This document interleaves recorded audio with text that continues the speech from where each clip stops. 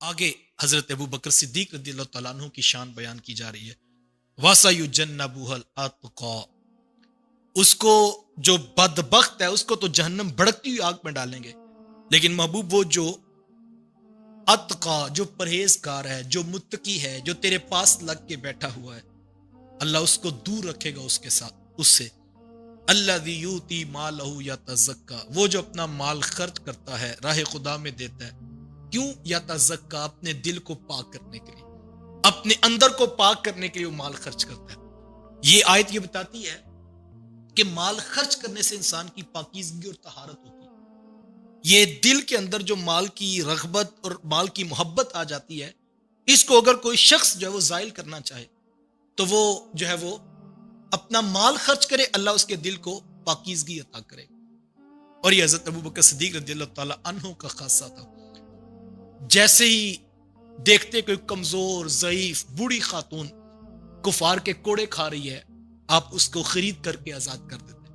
حضرت بلال حبشی رضی اللہ تعالیٰ عنہ کو خرید کر جو ہے وہ آزاد کر دیا.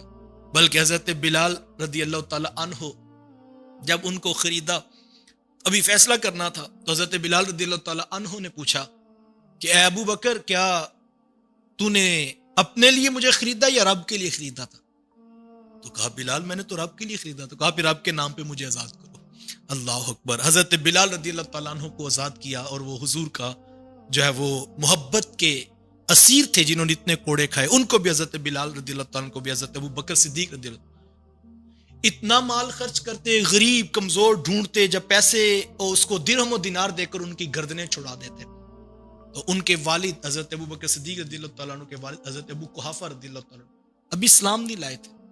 تو انہوں نے ایک دن بٹھا کر کہا کہ اے میرے بیٹے ابو بکر، تو مال خرچ کرتا ہے، غریبوں کو آزاد کرواتا ہے، کمزوروں کی گردنیں چھڑاتا ہے، تو اگر مال خرچ کرنا ہی ہے تو کسی طاقتور کے اوپر، کسی مضبوط کے اوپر خرچ کرو. اگر کل کو تمہیں ضرورت پڑ گئی تو یہ کمزور لوگ تو تمہارے کام نہیں آئیں گے، تو تم کسی طاقتور، کسی مضبوط پر خرچ کرو، تو وہ جب تمہیں کبھی ضرورت پڑے گی، کوئی مسئلہ بنے گا، وہ تمہاری حمایت میں کھڑے ہوں گے، امیر لوگ، طاقتور لوگ.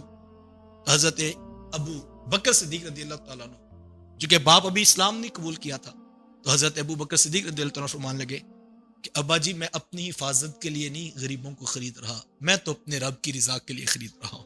میں تو اس کے لیے خریدتا ہوں اور اس کے لیے چھوڑ دیتا ہوں اور آزاد کر دیتا ہوں، میں اپنے لیے تو خریدتا ہی نہیں ہوں.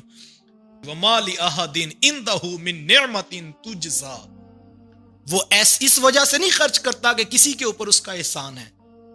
إِلَّا ابْتِغَاءَ وَجْهِ رَبِّهِ الْأَعْلَى، وہ تو اپنے رب العالی کی خوشنودی حاصل کرنا چاہتا ہے، وہ اس لیے خرچ کرتا ہے. وَلَسَوْفَ يَرْضَىٰ، وہ خرچ اس لیے کرتا کہ میرا رب میرے سے راضی ہو. اللہ فرماتا ہے ایسا نہیں ہے کہ ابو بکر پر کسی کا احسان ہے تو اس لیے ابو بکر خرچ کرتا ہے، اس کے نتیجے میں خرچ کرتا ہے. ابو بکر رب کی رضا چاہتے ہو، خرچ کرتے ہیں، اور یہی ان کا مقصود تھا. وَلَسَوْفَ يَرْضَىٰ، اور اللہ فرماتا ہے اور ضرور ضرور وہ خوش ہوگا. جب وہ اللہ سے راضی ہونا چاہتے ہیں تو اللہ ان سے راضی ہوگا اور اللہ ان کو راضی کر دے گا. مال ایک بہت بڑی آزمائش ہے. علماء فرماتے ہیں کہ وہ دے کر بھی آزماتا ہے، وہ لے کر بھی آزماتا ہے. ان دونوں میں مجھے اور آپ کو اپنا محاسبہ کرنا چاہیے. بلکہ ایک بزرگ تو فرماتے کہ اس نے ہمیں دے کر بھی آزمایا، اس نے ہم سے لے کر بھی آزمایا. کہا جب اس نے ہم سے لے کر آزمایا ہم کامیاب نکلے، اور جب اس نے دے کر آزمایا تو پھر ہماری جو ہے وہ سخت آزمائش تھی.